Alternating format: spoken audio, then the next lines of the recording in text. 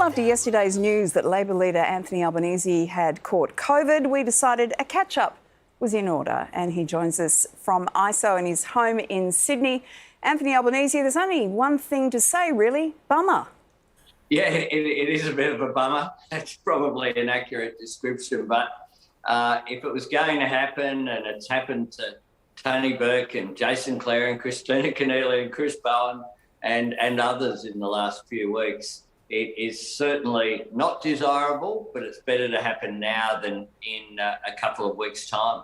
Is there a positive to this? It was a difficult start to the election, hit the ground running, tripped over, got back up, kept running. But is this a level to which you can say, nice to at least be able to have a reason to step back and catch your breath for a minute? Well, it's a reminder. I've been reminded by the thing that makes Australia great. People have been so generous getting in contact and sending nice, warm messages. And I guess it's a chance for us to, I don't have a choice, but to talk to lots of interviews I'll be doing, hopefully, on TV and radio over the next week. So it's not like I'm taken out of the campaign completely. I just hope the health stays okay. But we've been, I think, getting on the front foot. It is a bit of a bummer, as Lisa put it, because we had the first debate and I think that went well. And we've been out there pushing our agenda for a better future. Your team has gone in hard today on China's deal with the Solomon Islands and the government's handling of that. What would you do to fix this now? Well, I wouldn't have let the relationship with the Pacific go into such disarray. With the cuts that were made to foreign aid really undermined it. And I do think that Scott Morrison's gone missing here. Why is it, as Julie Bishop has called for, why is it that Maurice Payne wasn't dispatched to the Solomons? Why is it that they've only sent a very junior representative and after it was all done? Whether it's bushfires or COVID, vaccines or flood response, or indeed now the Solomons, I think this government's characterised by being too little too late, and this is just the latest example. But that's the history of how we got to this point. What would you do to fix it? I'd build relations, and that's something that you can't fix overnight. You've got to deepen relationships with the Pacific. We need to recognise that our foreign aid isn't just to help our neighbours, it's to help us as well in terms of the relationships that we build. With respect, Mr Albanese, your side of politics says this is the biggest stuff-up in foreign policy for Australia since the Second World War. Building relationships or deepening them doesn't quite sound like an adequate response. So what are you going to do specifically about the Solomons? Do you think you can unpick this security pact with China? Well, you can't undo 9 years of damage in a day. Sure, but specifically on this pact, what are you going to do? We wouldn't have cut aid, Hamish. We wouldn't have been in this circumstance whereby... So you're committing now to increasing the spend on foreign aid? We'll make announcements about our aid budget, but the last time we were in government, we helped build up relations there. We also need to we've been given a reminder about the cuts that have been made to the Foreign Service and to our diplomatic capabilities. So would you increase the staffing in the Foreign Service? Would you increase the DFAT budget?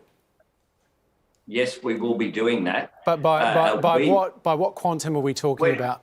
We'll make all of our announcements over the course of the election campaign, but we've already foreshadowed that as part of the rebuilding of the national public service that we need to embark upon.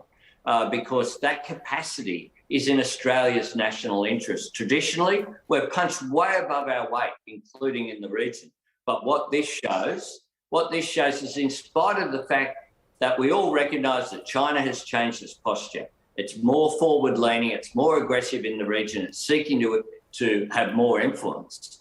That needs to be responded to by Australia, making sure that we can play an ongoing role that we have in this region of being the natural security partner for our neighbours. Mr Albanese, you're promising to make improvements to the NDIS, but can you do that without spending more money? We can. One of the things that we've seen with the NDIS is it actually being used as a save in a couple of their budgets. And what you can do is make sure that we put people back at the centre of what the NDIS does. What's happening now is that a whole lot of people are having their plans cut, and some of that response is entirely inappropriate. We've had some rather bizarre decisions being made, which are really hurting people. We need to value every Australian as equal and make sure they can fully participate in society, and we'll all benefit from that. The spending is important, but the spending itself is growing massively. It's forecasted to overtake defence as a budget item. So do you think it can continue to grow at that rate? Well, one of the things about the NDIS is it's not just an expenditure, it produces revenue. And all the analysis suggests that the NDIS will be a contributor to the national economy. That's because when you allow people to fully participate in society, the whole society benefits, including our economy. All right, Anthony Albanese, we'll have to leave it there. But the good news out of all of this is you only have to look good from the waist up for the next week, so enjoy that. That's exactly right. I still expect high vis and hard hats around the house, though. I didn't bring any with me, actually, and no one's allowed to come in. So that's life. All right. Thanks a lot for your time. See you later.